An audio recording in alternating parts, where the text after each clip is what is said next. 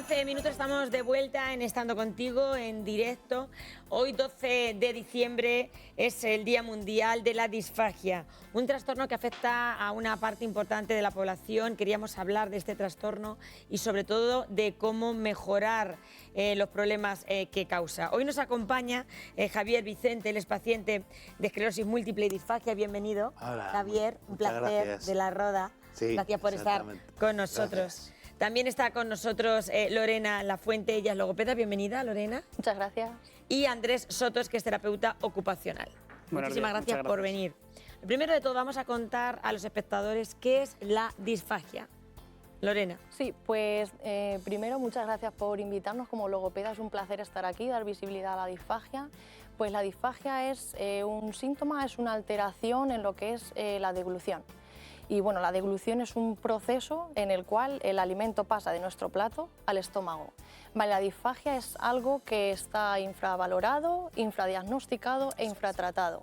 Vale, hay muchos casos, en España hay más de 2,5 millones de personas que es un porcentaje muy alto, 2 millones de personas. Es un número bastante alto y es una dificultad que se presenta que no se llega a ver mucho porque la deglución es un proceso que tenemos tan automatizado que nos parece muy sencillo, pero es un proceso complejo que bueno, las personas que lo presentan lo pueden corroborar y que al final el comer, la deglución es un placer, es algo social y además de algo nutritivo.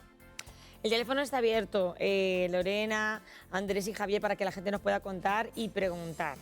¿Lo conoce bien lo que es la disfagia, este síntoma? Javier, te diagnostican primero esclerosis. En el 2012 me diagnosticaron esclerosis múltiple recurrente remitente y a los 6 años cambié a secundaria progresiva, que es otra forma más en la que la enfermedad evoluciona. ¿Y cuándo empiezas a padecer este síntoma de la disfagia? ¿Cuándo aparece en tu vida? Más o menos es cuando me cambié el pronóstico de diagnóstico a los 5 o 6 años. De empezar con el primer diagnóstico y te yo en casa, a la hora de comer, detecté a una anomalía. ¿Qué notabas, Javier? Pues a la hora de tragar, problemas y lo comenté en la asociación que voy, en Parkinson de La Roda, a Elena, a la logopeda, y fue la que me hizo una prueba con texturas que han traído aquí sí, para mostrarlo, y es la que dijo, pues tienes disfagia. Tienes disfagia porque, Andrés, es difícil, nos lo decía también ahora mismo Lorena, hacer ese diagnóstico, ¿verdad? Si pudiéramos hablar de síntomas que se presentan y que pudieran permitir que algún espectador o espectadora que nos está viendo los pudiera relacionar con algún proceso que están viviendo o han vivido en casa con sus familiares, ¿cuáles son los síntomas que empiezan a notar esas personas? Pues bueno, yo como terapeuta ocupacional pues principalmente entramos más en relación al área de la alimentación. Entonces, pues bueno, cuando estamos un poco valorando esa actividad de la vida diaria per se, nosotros pues comentamos con la familia si existe algún problema a la hora de la deglución, si hay algún tipo de tos. Eso, la tos, es importante que marquemos esa tos que aparece casi siempre o siempre, Lorena, cuando vamos a comer algunos alimentos. Y al principio como que se ignora ese síntoma.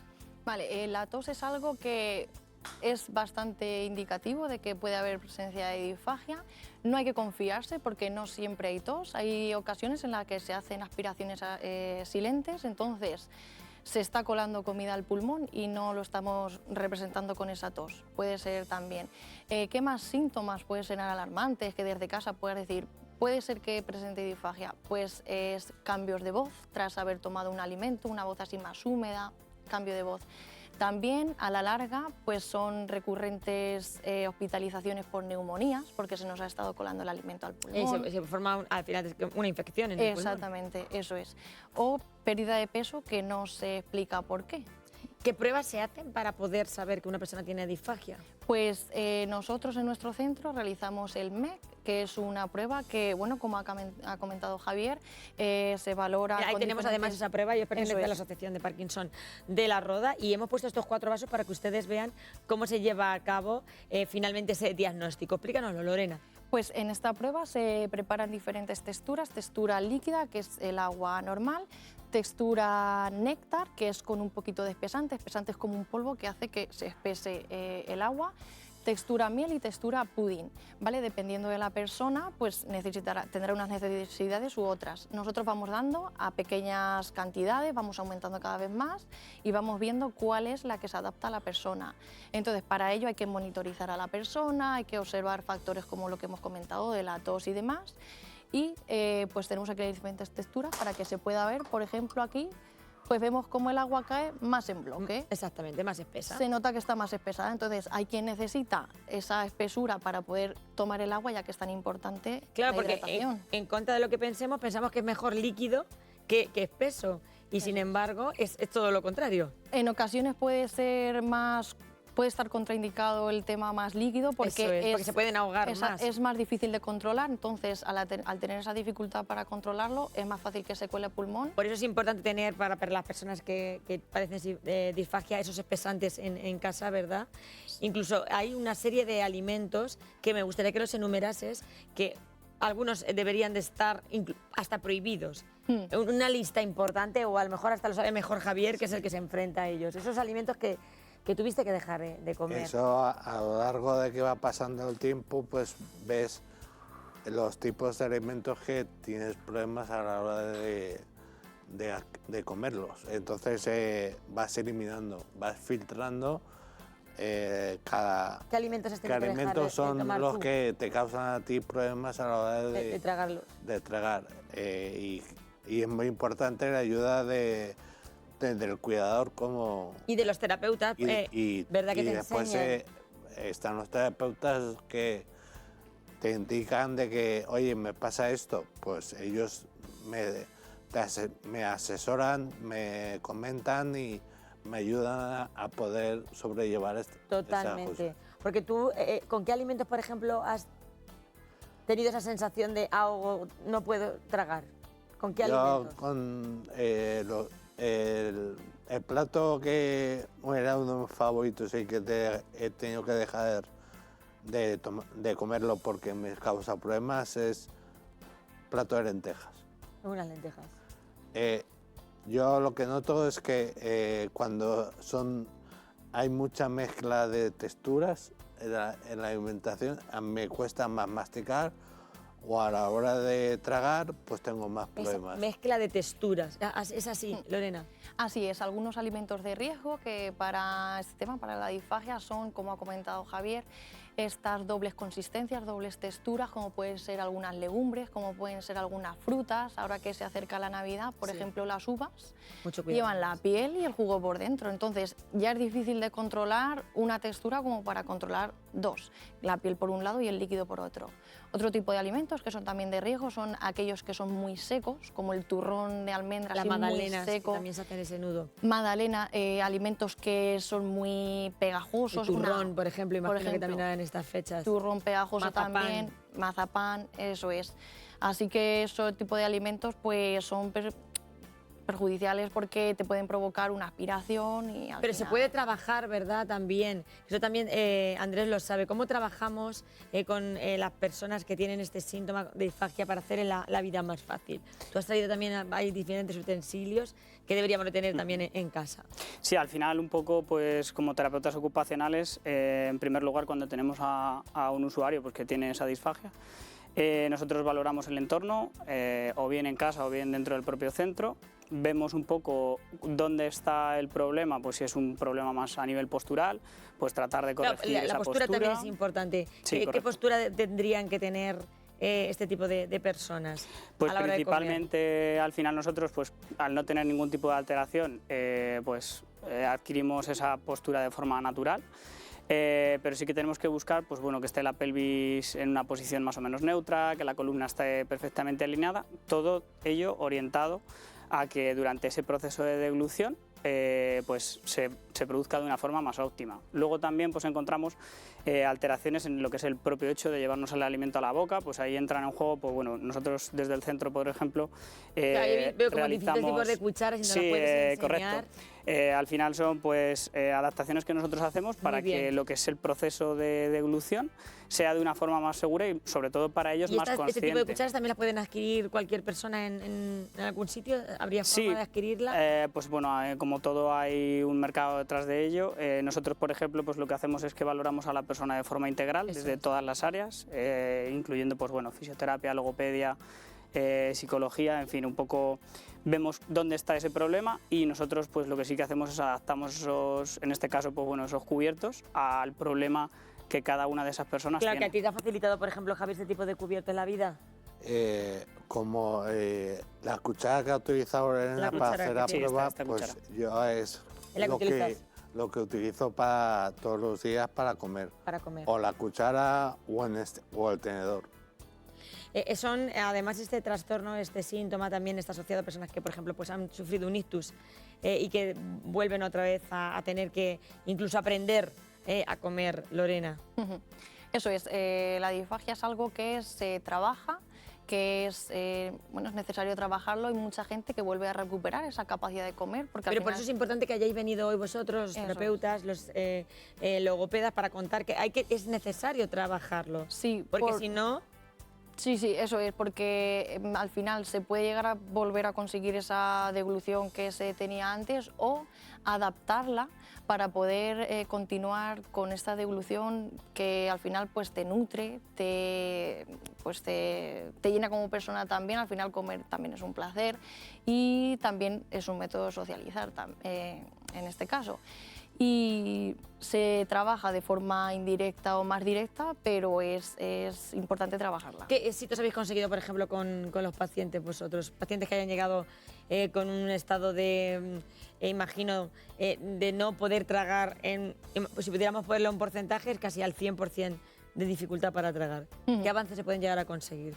Pues hay gente que ha pasado de beber una textura pudín, que es un agua muy espesa, que es verdad que es costosa de tomar, que incluso te la tienes que tomar con cuchara, con poder beber un agua néctar, que es prácticamente agua, líquida, que no se nota casi. ¿Tú ahora puedes la beber diferencia. líquido, Javier? Yo sí, porque digamos yo tengo la disfagia que afecta sobre todo la parte Porque hay de fases entrada. también, exactamente. Y en este caso yo a raíz de que me dijera la logopeda que tenía disfagia, pues ella me enseñó o me preparó para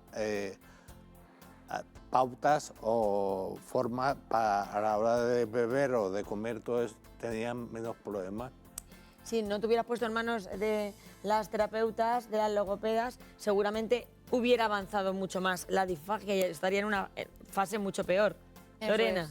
Eso, la disfagia es algo que se debe tratar porque per se no se segura, pues no se No se cura sola. Entonces es algo que se debe tratar, se debe trabajar. No te voy a decir para llegar a eliminarla, que se puede. Pero que se convivir puede, con ella. Pero por lo menos para poder Haz llevarla y utensilios, mejorar. Que me gusta que los contemos a los espectadores. ¿Qué más cosas hay? Sí, en pues esa mesa? hemos traído la electroestimulación, el Vital Steam, que... ¿Eso cómo funciona? Pues esto se aplica, se ponen los electrodos, se ponen en la zona, el músculo que quieras trabajar y a partir de una electroestimulación el músculo se estimula más a nivel más interno, muscular. Muy bien. Entonces se puede aplicar solo la electroestimulación o se puede acompañar con ejercicios. Esto permite que se gane fuerza, se gane movilidad, que es importante para realizar ese proceso de deglución. Hay otros ejercicios también más pasivos, por así decirlo, que son más externos, no son tan internos a nivel muscular, que por ejemplo pues un vibrador, un ejercitador. Sí, te lo acerco, le puedes dar ahí encender y vibrar. Y con este pues ejercitador pues lo podemos introducir en la zona oral, a la vez que da estimulación vibratoria, pues le podemos hacer ejercicios de empuja tú con... Claro, ya estamos ejercitando pues toda la zona de la boca para que... Porque al final lo que se trata es de movimiento y ejercicio para evitar que esa persona pues anule o deje de anular simplemente el gesto de tragar, algo que, como tú decías, tenemos adquirido desde que nacemos y que prácticamente se pierde absolutamente. Sí. Apagamos. Gracias, sí. Ahí tenemos también otra cosita, ¿eso que tenemos ahí? Sí, ¿esto? Sí. Sí, pues estos son pesas labiales, son como las típicas mancuernas que haces pesas Qué así, curioso, pues para una ejercitar el músculo pesita también.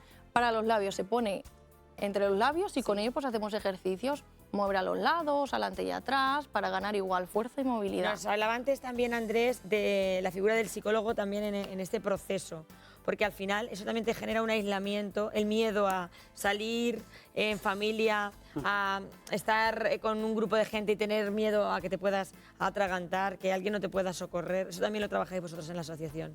Sí, al final, bueno, somos una asociación de enfermos de Parkinson, pero es verdad que, bueno, desde hace ya mucho tiempo no solo tenemos a enfermos de Parkinson como tal, sino que somos un centro integral de rehabilitación de enfermos neurológicos crónicos. De hecho, bueno, actualmente somos unos 500 usuarios. Y bueno, estamos ya comenzando con ampliación de nuevos centros, etcétera, etcétera, porque al final pues un poco se está viendo que el modelo funciona. Y que también afecta a niños, no nos olvidemos. Sí, correcto. O sea, que la disfagia también afecta a niños en edades tempranas. Es más difícil casi detectarlo en un niño pequeño. ¿Cómo, perdón? Que es más difícil incluso detectarlo en un niño pequeño. Sí, es complicado igual, pero al final teniendo esas claves de lo que hemos comentado antes, de pues la tos y esos temas, se puede identificar, pero es verdad que es más difícil porque al final son menos conscientes, entonces ellos no te comentan, pues me cuesta tragar, se me pega en la garganta, a lo mejor te pueden comentar alguna molestia, alguna cosa así, pero no son tan conscientes como una persona pues más adulta, pero pasa también y en bebés. Y en bebés, y en bebés. ¿Y qué recomendáis que debería de tener una persona que padezca disfagia siempre en casa? O sea, esos primeros auxilios. Como primeros auxilios, a ver, principalmente lo que sí pues que les recomendamos que se pongan en manos de profesionales, en este caso pues del área de logopedia, y sobre todo pues ya a partir de ahí pues comenzar lo que es un aprendizaje de todo el proceso que lleva la disfagia, desde pues eso, comenzar con pequeños alimentos y en el hilo de lo que comentabas pues un poco esos auxilios. Quizá Lorena eso lo puede comentar un poquito mejor, al final pues ese Pulsi que nos ayuda. Sí, bueno, al final es un tema que es complicado de tratar en casa y tal, pero con una buena base, con un buen conocimiento sobre el tema y tal, pues se puede... Sobre todo para esos primeros sustos que tengamos, que la gente pueda actuar. Es importante atender a estos primeros síntomas para no llegar a los sustos. Exactamente, a una aspiración fuerte que provoque algo pues que ya te asuste. O incluso un como comentas. ahogamiento Eso al es. final. Y Javier, la pregunta última te la hago a ti. ¿Se puede vivir con disfagia en este Día Mundial que hoy? Se puede vivir con disfagia. Lo único que tienes que hacer es no dejas de vivir, cambias la forma de vivir. Y claro, yendo a una asociación de afectados como de Parkinson, como voy yo, pues claro, te enseñan a cambiar, a adquirir como pautas para poder llevarlo una vida lo más digna posible. Nunca va a ser como cuando una vida normal cuando eras pequeño. Simplemente tienes que adaptarte a tus capacidades y tus necesidades. Y entonces, con la ayuda de los terapeutas, pues lo consigues a base de esforzarte y de dedicar tiempo y sobre todo atención, pues, y comprometerte porque eres el primer interesado en llevar una vida lo más normal posible. Totalmente. Y lo importante que es la labor que hacéis vosotros como asociaciones, Asociación de Parkinson de La Roda, con 500 socios, y lo que nos contaba también Andrés, que estáis ampliando, lo que ayudáis a tanta gente, que mucha gente se queda en casa, que no da el paso ese de acudir a este tipo de asociaciones. Javier nos lo está contando en primera persona. Vosotros también, gracias por por hoy dar luz a un síntoma, que no es una enfermedad, es un síntoma que afecta a 2,5 millones de personas, que muchas veces no detectamos porque es difícil ese diagnóstico, pero que gracias a profesionales como vosotros pues estáis ayudando a gente como Javier a que tenga una vida digna, que no lo ha podido describir mejor. Sí. Eso es. La verdad es que la ayuda que ellos nos aportan a los afectados es, diría que primordial, para poder seguir viviendo lo más normal posible. Pues gracias por tu testimonio. Gracias a ti. Muchísimas gracias, Javier, Vicente, Andrés Soto, muchísimas gracias, terapeuta Muchas ocupacional, y Lorena Lafuente, logopeda, gracias. Y gracias por haberlo hecho tan gráfico y tan visual, para que lo entienda todo el mundo. Y gracias por tanta gente a la que ayudáis, de corazón. Un beso enorme a todos los socios de esta asociación de Parkinson de La Roda en Albacete. Ahora